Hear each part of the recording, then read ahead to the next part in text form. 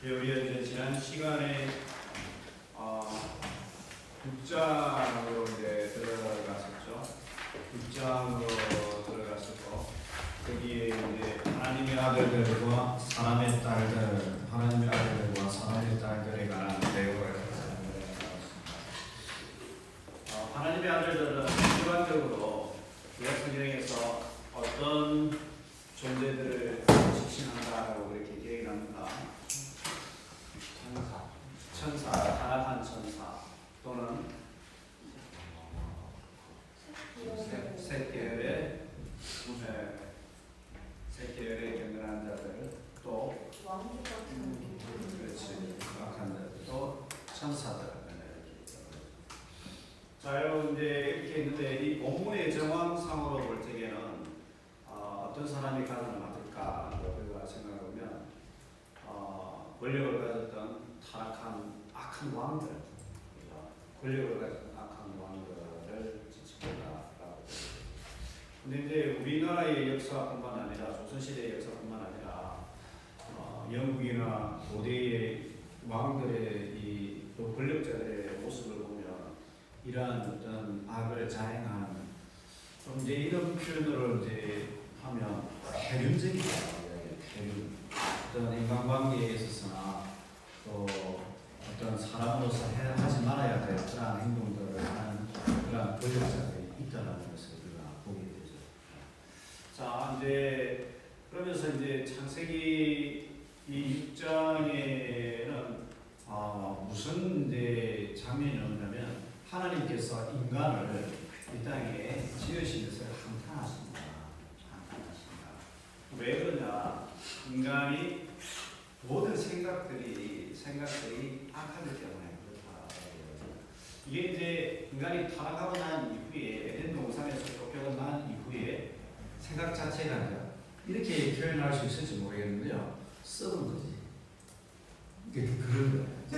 이제 하나님의 형상이 이제 파괴되고 이제 우리가 하나님과의 교제 속에서 하나님으로부터 말미암은 어떤 이 지혜와 또 건전한 이 삶의 이 모습과 생각을 가져야 되는데 이제 에덴 동산에 쫓겨나고 난 이후에 인간이 죄악에 노출되고 난 이후부터는 인간의 생각이 악하다. 근본부터 이제 악한 거예요. 자 이제 그렇게 함으로 인하여서 이제 하나님께서 노아 홍수를 이 땅에 보내시는 그러한 장면들을 이제 성경은 보여주고 있습니다. 우리가 이제 구약 성경에서 노아 홍수를 보지만 의외로 이제 고대 운동학을 공부하시는 분들은 보면 이 노아 홍수와 비슷한 이러한 어떤 홍수 사건에 대하여서 고대 운동에 있는 많은 서사시들이나 문헌들이 이것을 기록하고 있다는 것을 보게 됩니다. 길가메시 서사시와 아트라시스 서사시를 창세기 6장에서 9장과 비교해 보면 홍수 재앙의 세부적인 내용들이 비슷하다는 것을 금방알 수 있습니다. 아트라시스 서사시에 따르면 인간이 창조되고 인간이 증가하면서 많은 소음을 내게 되었고 땅 위에 인간들이 너무 많아 천상에 있는 신들의 휴식을 방해했기에 신들은 인류를 멸망시키기 위한 전염병을 보내고 그것이 실패했을 때 가뭄을 보내고 마침내 홍수를 보냈다라고 이야기합니다. 그래서 이제 창세기와 메소포타미아 문화는 똑같은 홍수에 대해서 언급하고 있고 그 이유는 홍수가 실제로 있었기 때문이다라고 우리는 보는 거예요. 실제로 홍수가 있었기 때문에 이제 메소포타미아의 어떤 아트라시스나 또는 길가메시 서사시에 이러한 다양한 홍수 사건에 대한 기록들이 있는 거죠. 자, 그런데 이제 해석이 달라요. 이 홍수 사건에 대한 해석이 다른데, 이 메소포타미아나 세속적인 어떤 이러한 고대 서사시에서 말하는 것은 철저히 이제 신들의 편의와 휴식을 위하여서 이 전염병을 신들이 보내고 또 그 다음에 가뭄을 보내고 그래도 안 되니까 이제 홍수를 보냈다라고 그렇게 이야기한다는 거죠. 자 그러나 이거는 철저히 이제 그네들의 어떤 해석이고 어떤 아류와 같은 그런 해석이다라고 이야기할 수 있어요. 성경은 이 홍수 사건의 기본 시작이 무엇 때문이냐, 무엇 때문에 이 홍수 사건이 일어난다라고 이야기하느냐, 뭐라고 이야기해야 될 것 같아요? 그렇죠. 인간의 죄악이 너무 악하기 때문에 이 인류가 새롭게 시작돼야 될 그러한 이유가 있다는 것을 이야기하고 있는 것이죠. 너무 생각 자체가 악하다는 것이죠. 그래서 홍수 심판은 인간의 죄악에서 비롯되고요. 하나님이 친히 마음의 고통을 느끼시기 때문이다. 노아는 의인이었기 때문에 살았고 이제 노아 언약을 허락하신다라고 이야기합니다. 그래서 이제 창세기에 들어와서 이제 드디어 노아 언약에 관한 내용이 이제 등장합니다. 창세기 6장 18절 이후부터 쭉 이제 노아 언약이 등장하거든요. 구약 성경에서 이제 언약이라는 단어가 처음 등장하는 거죠. 처음 등장하는 겁니다. 여러분 이제 조금 이제 이 언약의 형태가 조금 더 이제 구체적으로 나타나는 이 장면은 아브라함 언약입니다. 아브라함 언약에서 더 구체적으로 나타나는데, 여러분 언약은 히브리어로 뭐라고 이야기합니까? 언약 히브리어로 언약. 배웠어요. 그렇지. 안 배워서 어쩔 수 없지. 그렇죠. 혹시 저는 이제 혹시 아는 학벌이 있는 거지. 언약은 뭐냐? 언약. 혹시 이제 평소에 관심 있는 학원들이 있는가 해서 너무 자책하지 마세요. 괜찮아요. 자, 브리트라고요. 브리트. 멋있다. 자, 브리트. 언약. 언약. 자, covenant. 언약이라는 것은 제가 이제 첫 시간에 강의를 했었죠. 구약 성경을 전체적으로 관통하는 신학적인 주제다. 그리고 그 신학적인 주제로서 구약 성경을 전체적으로 관통하는 주제로 그것을 이제 구슬이 서마리아도 껴야 이제 목걸이가 된다, 진주 목걸이가 된다고. 그걸 뺀 사람이 누구냐? 누구라고 그랬어요? 기억나는 사람 있어요? 언약이라는 주제로 구약 성경을 쫙 깬 사람이 있어. 그러니까 우리는 이제 이게 이 말인가 이게 저 말인가 했는데, 이 학자들이나 또 구약 성경이나 신약을 깊이 있는 사람들은 어떤 사람은 약속이라는 주제로 구약 성경을 빼는 사람이 있는 거예요. 쫙 꿰고, 그 어떤 사람은 언약이라는 주제로 쫙 깬 사람이 있는 거예요. 자, 누구죠? 첫 시간에 이야기했는데 기억나십니까? 발츠 아히로트, 폼나트와 쌍벽을 이루는 독일의 구약학자죠. 관심 있는 분들은 독일도 보시기 바랍니다. 발츠 아히로트. 자, 이제 언약이라는 건데, 이제 노아 언약 때 이제 뭐 더 상세하게 이야기하겠지만, 이 언약이라는 것은 단순히 이제 우리가 약속을 맺는다 그런 차원이 아니라 한결 이제 좀 강력한 상호 간의 조약을 의미할 적에 이 언약을 맺는다라고 그렇게 해요. 이 고대 운동에서 일상적인 어떤 언약의 방식은 뭐냐? 대표적인 것은 집을 계약하고 사거나 물건을 계약하고 살 때에 내가 이것을 돈을 주고 얼마에 샀다라는 이러한 정서를 줄 적에 이 언약을 맺었다라고 그렇게 해요. 또 이제 조금 더 나아가면 쌍방간에 결혼을 한 상황을 또한 언약을 맺었다라고 그렇게 이야기를 해요. 자, 근데 이제 이 언약을 맺을 적에 이 언약에 사용되는 동사, 그러면 이제 언약을 맺는다라고 하면 일반적으로 이제 맺는다, 만든다, 세운다 이렇게 해야 되잖아요. 그러면 이제 뭐 히브리어 동사, 뭐 야샤 동사나 뭐 그 다음에 하나님께서 태초에 천지를 창조하시니라. 창조한다. 히브리어 뭐죠? 네. 제네시스. 그는 창조라는 명사고, 태초에 하나님이 천지를 창조하셨다 할 적에 동사. 자, 신학생 여러분. 자, 우리 좀 알아야 되잖아. 브레이시트, 바라, 하 엘로힘, 엣, 하 샤마이, 더 엣, 하 아라죠. 자, 브레이시트, 바라. 뭐 이렇게 이제 아샤가 될 수 있고 바라 이렇게 이제 할 수 있는데, 근데 이제 이게 이제 만들다, 뭐 두 동사, 또 make, create 이렇게 나올 수 있는데, 근데 이제 언약에 있어서는 이 동사들을 안 써요. 항상 언약을 맺는다라고 할 적에 언약을 맺는다라는 이 동사는 어느 동사와 쓰느냐? 어느 동사와 쓸 것 같아요? 네? 우리 좀 guess 뭐 옷 말하는 게 아니고 추측. guess, make a guess. 추측을 해보세요. 언약을 맺는다라고 하면 여러분들 어떤 동사를 쓰는 게 맞을 것 같아요? 뭐 히브리어 말고 영어로, 한국어로. promise, 그렇지. promise, 언약을 약속하다. 그것도 굉장히 make sense 하네. 또 promise 말고 피로 맺는다. 진짜 피로 맺는다.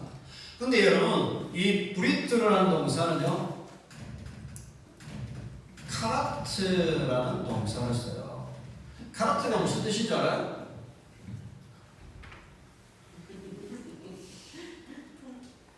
내가 강조하는데 여름에 수련회는 2번만 해.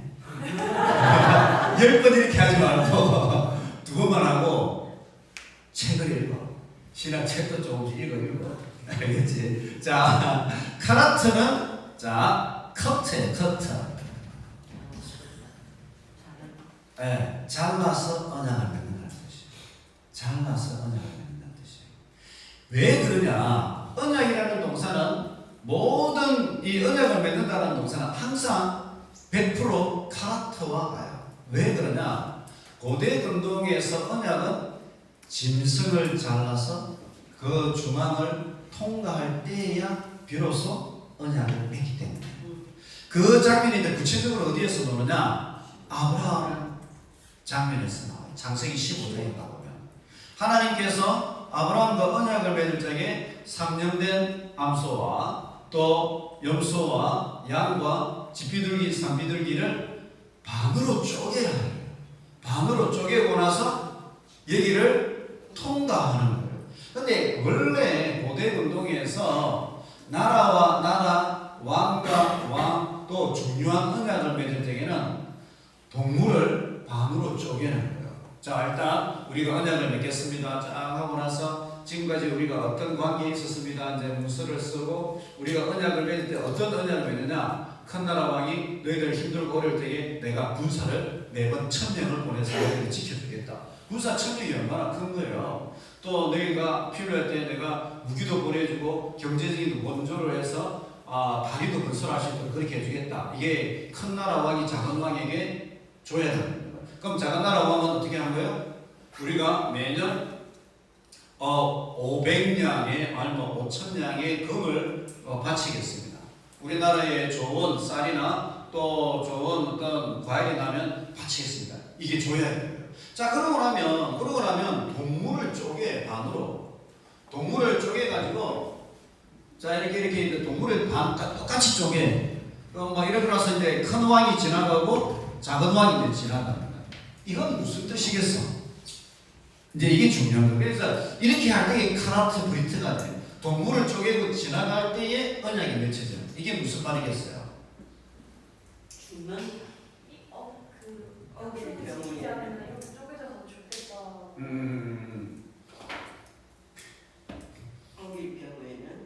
어길 경우에는 내가 이 사이로 지나간 짐승처럼 죽어도 무방하다.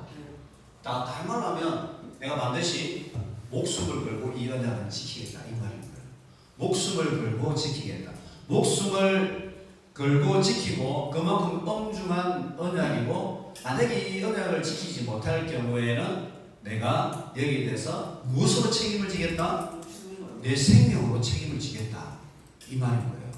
자, 이렇게 하고 나면 이제 서로 이제 잔치가 벌어지는 거예요. 자, 여러분, 이제 이렇게 이제 언약을 맺는데, 창세기를 가보면 하나님은 불로 쓰면 지나가는데 아브라함은 질로 지나가요? 지나가게 하는 거예요. 아브라함이 혹시 잘못할 것도 하나님 알고 계시는 거예요. 그러니까 하나님께서는 전적으로 내가 책임지는 언약이다라는 것을 이야기하는 거예요. 내가 책임지는 언약이다. 우리는 이렇게 지나가게 하지 않으시는 거예요. 하나님이 지나가게 하신 언약의 최고의 절정은 십자가 사건이에요. 십자가 사건. 그래서 우리의 죄악에 대하여서 예수 그리스도가 이렇게 쪼개지는 거예요.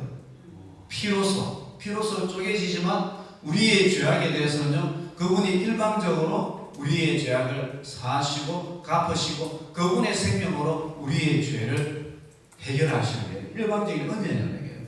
일방적인 은혜. 자, 그러면 이제 언약은 이렇게 있었고, 언약이라는 것이 그러면 각각의 언약마다 특징이 있어. 그러면 이제 노아 때만 언약이 나오느냐? 그렇지 않아요. 만약에 노아 때만 언약이 나왔다 그러면 아이롭트가 이제 언약을 가지고 구약 성경을 깨뚫지 않았겠지.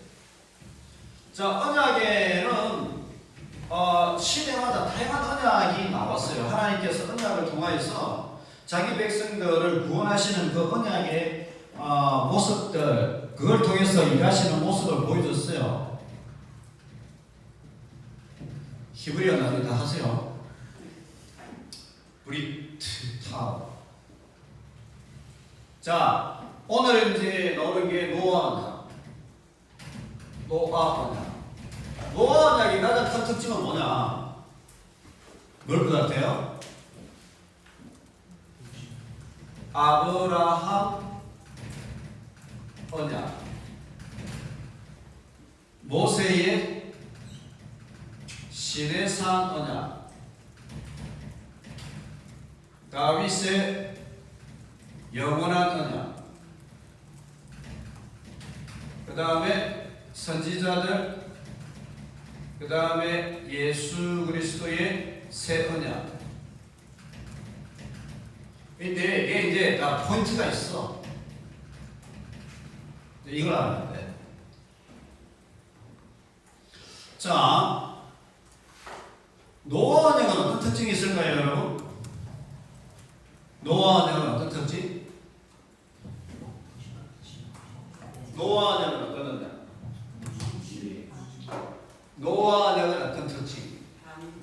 방주. 네, 방주. 그래서 조금 더 구체적으로 조금 말씀해 주신다면, 방주, 무지개, 그렇지, 무지개, 그 다음에 방주. 근데 이제 노아 언약은 이게 이제 또 선지자 들어가면 또 노아 언약을 또 반출을 해요. 그래서 노아 언약은 특징이 있어. 노아 언약은 어떤 특징이다. 이사야 55장에 보면 노아 언약 때처럼 이 백성들을 심판하지 않을 것이다. 네, 그러면서 노아 언약의 가장 큰 특징은요, 평화예요. 평화, 샬롬,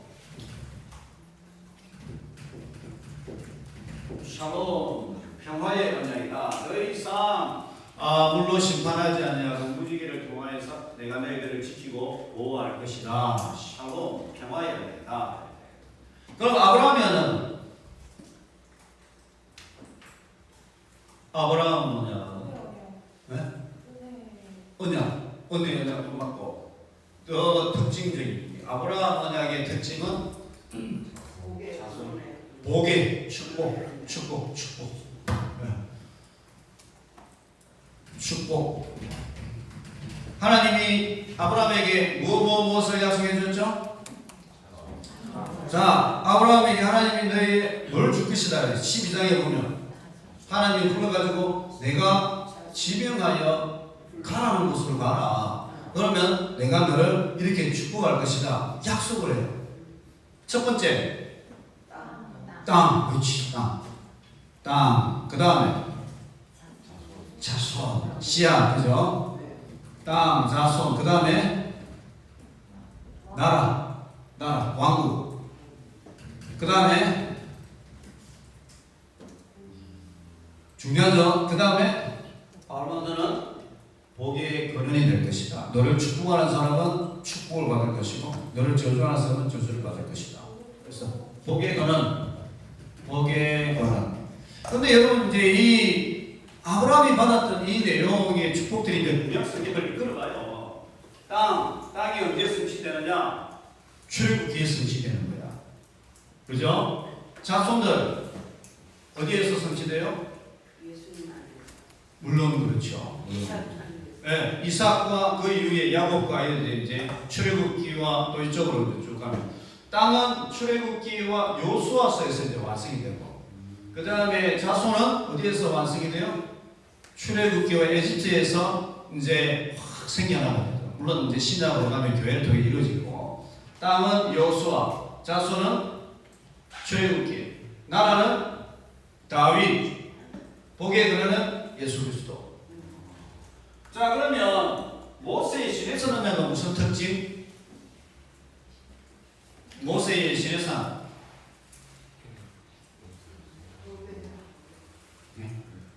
더 다르게 말하면 율법, 십계명과 율법, 계명. 모세를 통하여서 율법과 계명이 주어지죠. 십계명과 약 600개의 계명들이 주어집니다. 그죠? 계율들이 주어지죠. 그래서 이제 구체적인 나라가 형성이 되어가는 과정을 보여주고 하나님께서 이 모세를 통하여서 너희 나라, 너희 백성들을 나의 소유 삼을 것이고 너희들을 제사장 나라 삼을 것이고 거룩한 백성 만들겠다. 이제 이러한 신에서 은혜를 주는 거예요. 그래서 여기도 보면 아브라함 안에서 피가 나죠. 노아 때 피가 나죠. 모세 안에서 보면 피가 나와. 출애굽기 24장, 29장 여기 보면 하나님께서 모세를 70인하고 장로 70인을 시내산에 불러 모아요. 모세는 제일 꼭대기까지 올라가는데 장로들은 중간까지 올라간다. 자 그러고 나서 각 지파별로 소를 한 마리씩 가져와. 그래서 12마리 가져와가지고 그것을 다 이제 죽여서 피를 받아. 그리고 기둥을 세우고 그리고 장로들과 함께 제사를 드리고 나서요. 그 피를 장로들한테 뿌리고 번제단에 뿌리는 거예요. 무슨 말이냐면 번제단에 뿌리는 것은 하나님의 백성들에게 모두 뿌리는 것과 마찬가지로 번제단과 하나님의 백성은 이제 함께 동급으로 가는 거예요. 그래서 번제단을 정결케 하고 번제단의 성전과 성막에 하나님이 임재하시는 것은요, 이 하나님의 임재가 하나님의 백성에게 임한다는 것을 항상 보여주시는 거예요. 자, 그래서 피를 뿌려서 하나님께서 이 백성들을 언약 백성으로 만드는 장면들이 보여주는 거예요. 자, 그러고 나면 이제 레위기에 보면 계속 이제 짐승의 제사를 드려서 피를 뿌려서 그 백성들을 회복하고 지키시는 그런 장면들이 나오는 거예요. 그죠? 자, 그러면 이제 다윗의 언약은 무슨 언약? 하나님이 다윗과 솔로몬에게 언약을 주시잖아요. 다윗과 솔로몬에게 주시는 언약은 특징이 뭐라? 나라. 그렇죠. 나라긴 나는데 어떤 특징이 있는가? 네. 왕 플러스 왕, 제사장 다 이제 비슷하게 노는데 제가 이게 하나 있어야 돼. 네, 그것도 맞고 다윗 언약의 가장 큰 특징은 영원한 언약인데 무엇이 영원하다? 하나님 나라 멸망하지 않는다. 다 맞는 말인데 영광이 임할 것이다. 하나님 나라의 영광이 임할 것이다. 영광이 아니라 영광. 그래서 사울을 버렸듯이 내가 다윗 왕조를 버리지 않을 것이다. 영원한 왕조를 세울 것이다. 이 다윗 언약을 통하여서 솔로몬 너희 왕가를 영원하게 만들 것이다 라고 하는데, 이 영원한 언약을 통하여서 하나님께서 예수 그리스도와 영원한 통치를 이룰 것이다 이야기 하시는 거예요. 자, 그러면 새 언약은 뭐 왜 놓냐? 새 언약. 근데 이제 이러한 언약들이 있잖아요. 이러한 언약들이 있는데, 근데 왜 그러면 옛 언약이 있으면 되는데 왜 또 새 언약은 또 뭐냐? 근데 이제 새 언약이 이제 선지자도 나오지만 신약에도 나오잖아. 예수 그리스도의 내가 피로 세우는 새 언약이다. 왜 새 언약이냐? 새 언약은 왜 나와? 그렇죠. 이제 새 언약이라 이 말은 이거는 이제 옛 언약이라 이 말이죠. 전제 자체가. 그럼 뭐 때문에 옛 언약이 있고 뭐 때문에 새 언약이 있습니까? 완전하지 못했어. 또 못 지켰어. 좀 뭐 다 맞는 말씀인데 결정적인 사건이 있어요. 뭘 것 같아요? 뭘 것 같아요? 결정적인 사건이 있잖아요. 이스라엘 역사가. 분열보다 더 큰 일이 있죠. 멸망은 뭐지? 포로. 바벨론 포로. 여기 바벨론 포로가 있는데, 바벨론 포로. 자, 여기 왜 이제 문제가 생기느냐? 자, 보세요. 하나님이 다윗의 영원한 언약을 약속했어요. 영원한 언약을 약속했어요. 그러면 다윗 왕조가 영원해야 되잖아요. 맞잖아요. 분명히 하나님께서 다윗에게 영원한 언약을 허락해 주십시다 이렇게 했는데, 다윗의 왕조가 영원하고 포로에 잡히지 않아야 되는 게 많은데 포로에 들어가게 되는 거예요. 이 영원한 언약과 함께 또 같이 있는 게 뭐냐면 시온 성전이에요. 시온 성전을 향하여서 여러분들 시편을 보면 이 시온 성전은 하나님의 임재가 있는 곳이기 때문에 그 어떤 대적의 침략이나 또 적군들이 이 시온 성전을 허물어뜨리지 못할 것이다 라고 하는데, 포로 시절을 통하여서요 바벨론에 의해서 처참하게 무너져 버리는 거예요. 그럼 뭐가 문제냐? 거기서 선지자들의 메시지가 나오는 거예요. 선지자들이 뭐라고 이야기합니까? 다윗 왕조가 있는데, 영원한 왕조가 있는데 이 왕조가 하나님의 뜻을 따르지 못한다. 뿐만 아니라 하나님의 백성들이 하나님을 신실하게 섬기는 것이 아니라 우상 숭배에 지극히 많이 노출되어 있다는 것을 이야기해요. 호세아서도 가보고 이 구약 선지자들의 메시지를 가보면요, 왕조 아하스 왕조, 이사야 7장에 보면 아하스 왕조가 하나님의 징조를 구하라고 하는데 구하지 않는 거예요. 우리는 괜찮다고. 하나님보다 아시리아 왕 디글라필레셋을 더 의지하면서 내가 그렇게 우리나라에 이끌 것이다 이렇게 이야기해요. 그러니까 이사야 선지자가 그거는 아닙니다 그렇게 하면서 예언을 주는 게 뭐예요? 7장 14절. 네, 임마누엘 새로운 왕을 주실 것이다. 여러분 이게 무슨 말이냐면요, 이거예요. 딱 이거랑 똑같아. 교회 전도사님 있는데 전도사님 너무 못해. 그러니까 목사님이 말도 안 하고 다른 전도사가 올 것이다 이거를 말하면 똑같은 거예요. 맞잖아. 근데 이제 그 당대의 아하스 왕이 너무너무 이제 하나님을 믿기는 하는데 믿는 것도 아니라 하나님을 의지하는 것도 아니라, 그러니까 다윗 왕조요 사람들을 괴롭게 하는 것도 모자라서 하나님도 괴롭게 하십니까? 내가 진짜 징조를 주겠습니다. 임마누엘 새로운 왕이, 새로운 다윗의 왕이 갈 것입니다. 무슨 말이에요?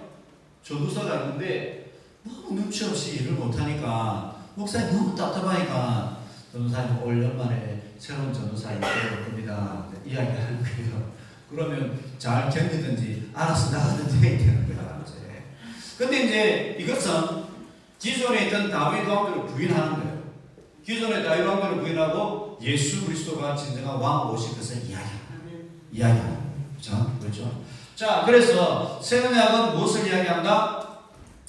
우리가 옛 언약을 신실하게 지키지 못하여서 우리가 이런 심판을 받았다라는 것을 설명하는 거예요. 자, 그러고 나서 하나님께서 보내신 다윗의 새로운 왕을 통하여서 우리나라가 새 이스라엘이 될 것이고 새 왕조를 세워갈 것이고 새 하늘과 새 땅에 들어갈 것이다. 이것을 이야기하는 게 새 언약이에요.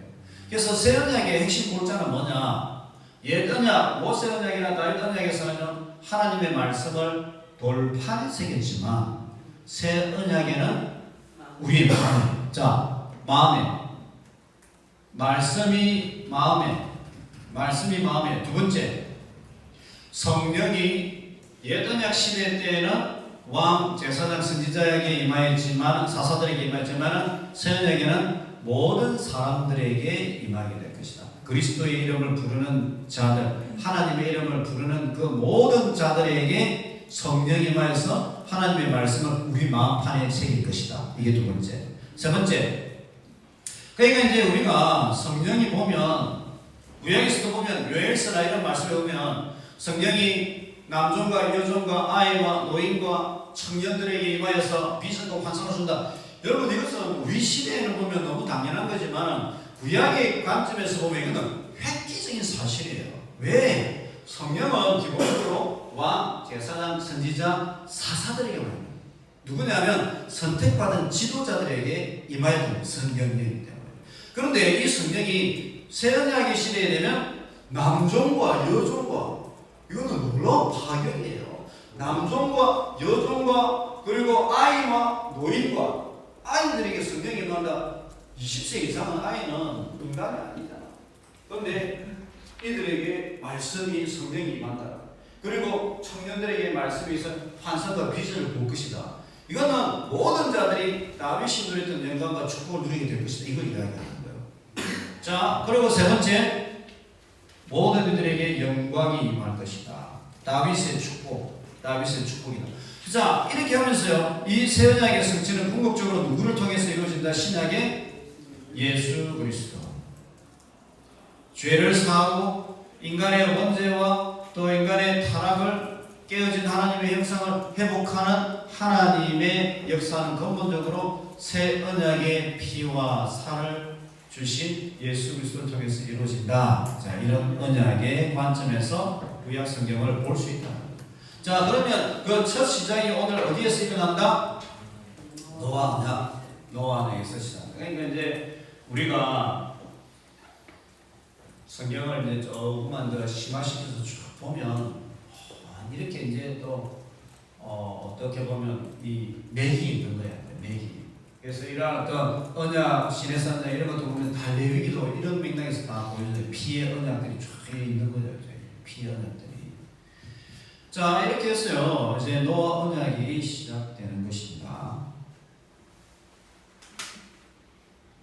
근데 이제 하나님이 이제 이 노아에게 말씀을 주시고 이렇게 하지만 우리가 몰라서 그렇지 이 노아 언약의 이 메시지를 유심히 보면 아주 문학적인 구조가 정말 아름답게 짜여져 있다라는 것을 보게 됩니다. 그래서 단순히 이제 우리는 이렇게 되는가 보다 하는데 이 노아 언약의 메시지를 보면 아주 문학적인 구조를 이루고 있다. 홍수를 기다리는 7일, 물이 거치기를 기다리는 7일, 홍수를 기다리는 7일, 물이 거치기를 7일, 40일 동안 홍수, 40일이 지나 150일 동안 물이 넘치 150일이 줄어다.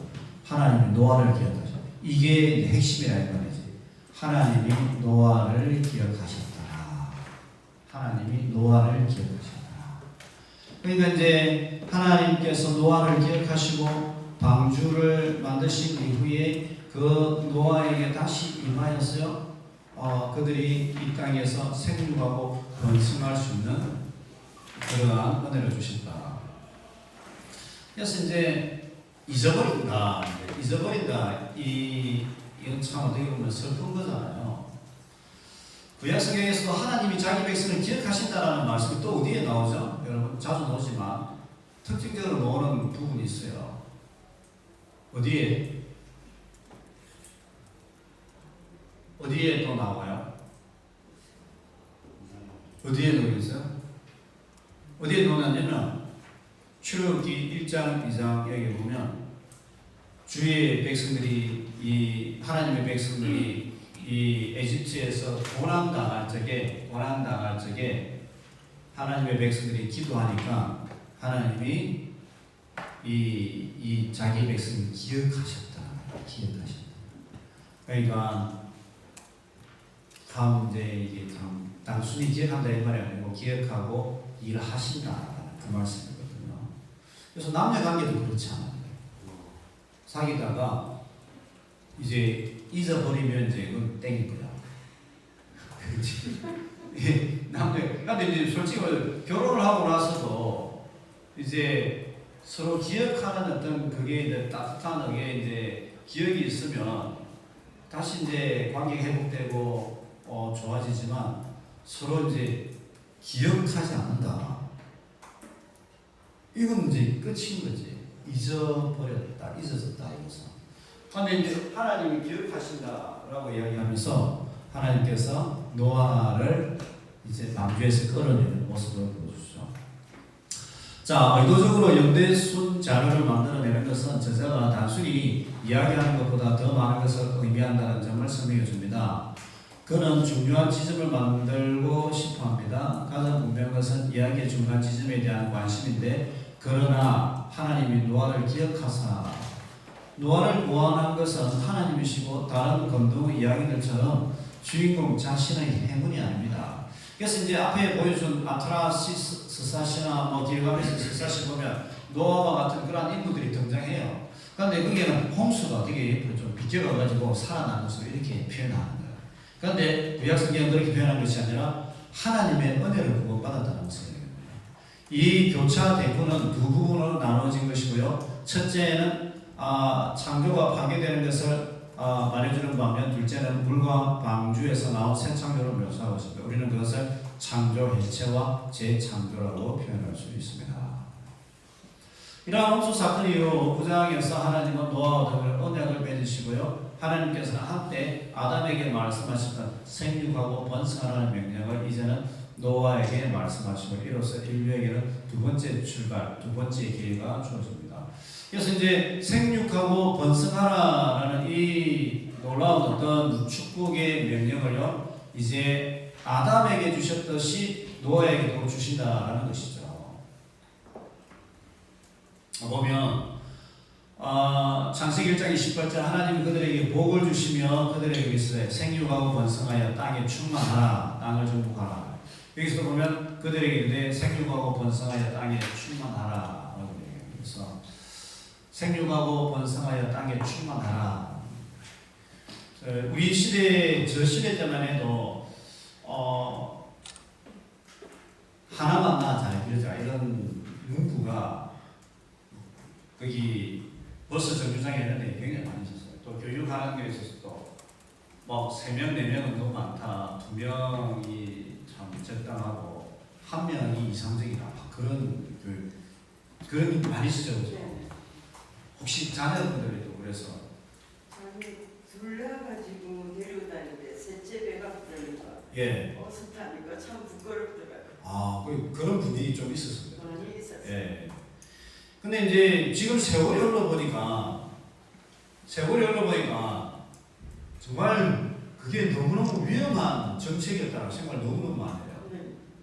일단 대학부터 그렇고 교회도 그렇고 나라 자체가 전 세계적으로 출산율이 가장 낮은 나라가 어떻게 보면 한국이에요. 근데 가장 결정적인 것은 이 이제 다음 세대가 많이 이제 번성하고 생육하고 이렇게 해야, 그게 돼야 나라가 세워지고 교회가 세워지고 사회가 세워지는데 그게 안 되는 거예요. 그게 이제 지금 들어가도 부랴부랴 3명, 4명 이제 낳아야 된다. 그렇게 하는 거예요. 근데 그 당시에도 시대를 앞서갔던 분들은 계획주의를 따랐던 겁니다. 계획주의 나라에서는 다 4명, 5명이 돼요. 4명, 5명. 근데 이제 저도 이제 애가 이제 2명이긴 한데 양육할 적에는 좀 힘들었는데 애들이 중고등학교 딱 들어가잖아요. 아쉬워요. 그러니까 하나는 자기, 둘째는 나와 너, 셋째가 돼야 우리 공동체를 배우는 애들이에요. 공동체를 배워요.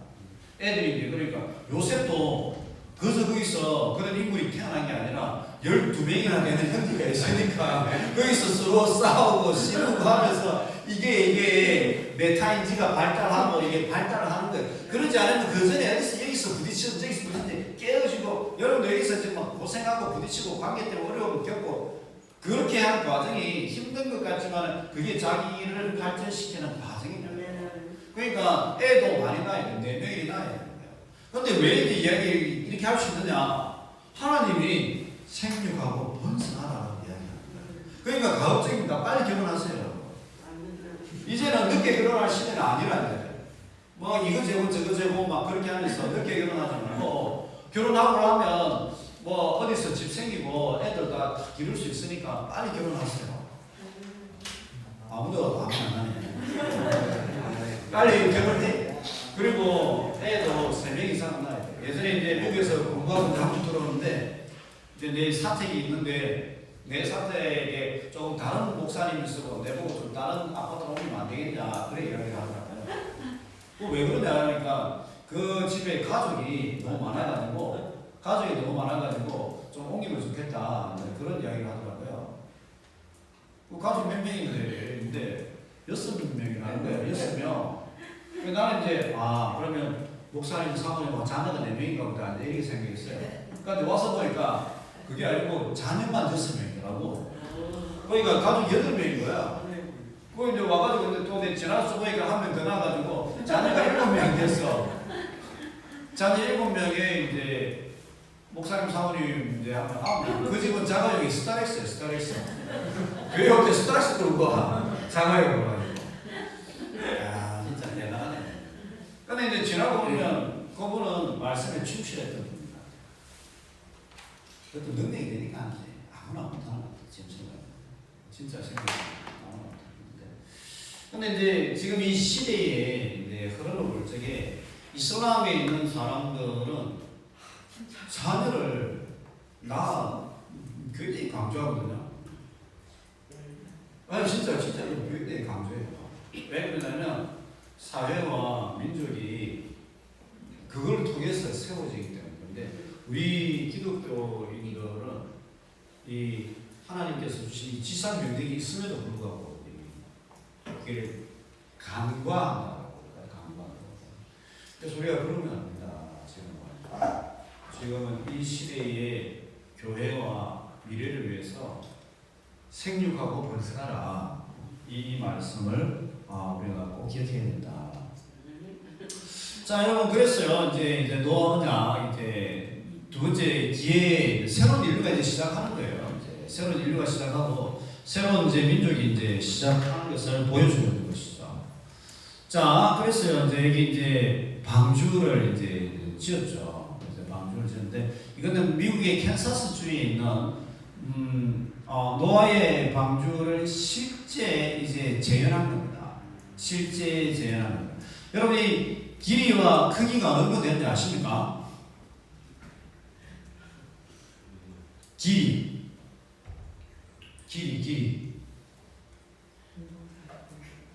이게 이제 한 135m 정도 되죠.